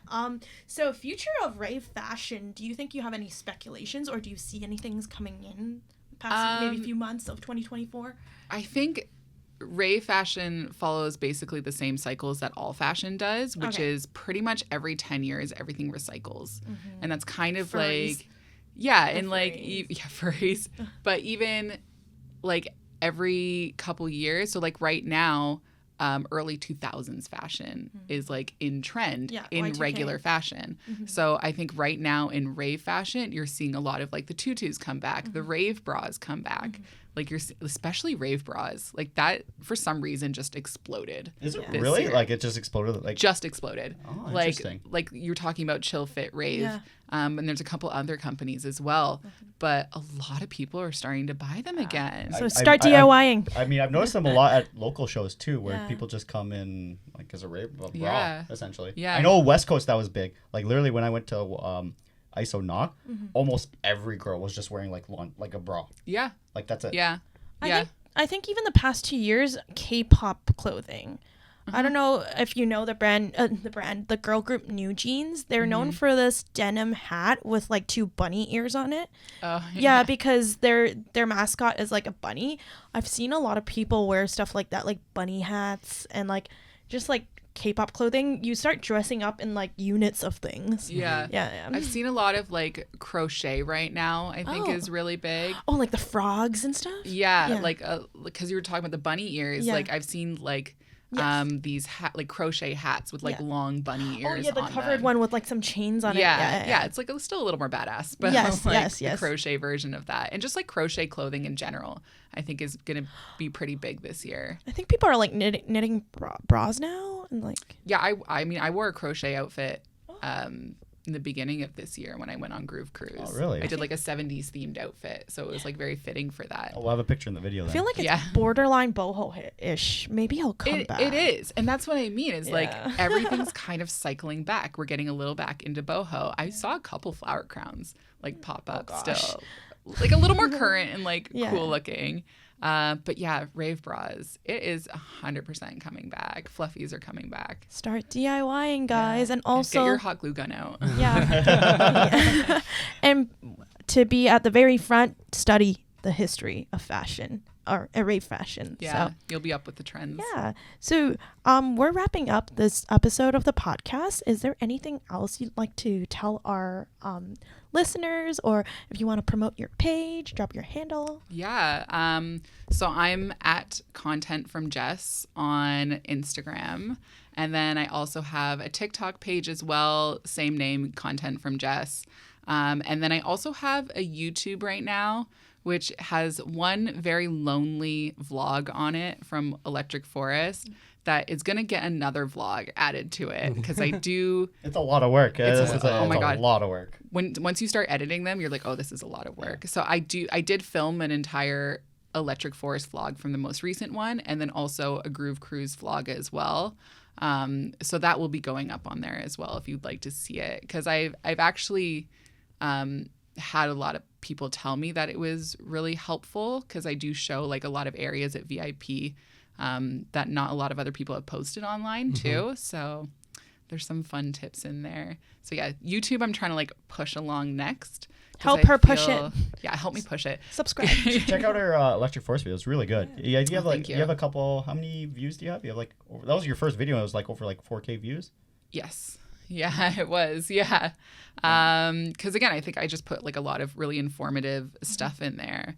But yeah, I'm definitely trying to push maybe YouTube a little more. I think you should have a closet tour, like a complete tour. Oh, that would be that would be great. Honestly, yeah. MTV Cribs. Oh, we could film it.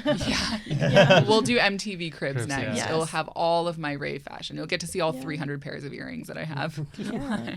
Well, it's great to have you. I gained a lot of insight and a lot of inspiration for my journey because I feel like I'm just starting with the fashion journey ethically. So yeah, remember to follow her, and we'll see you next week in our next episode. Bye, guys. Bye, everyone. Bye.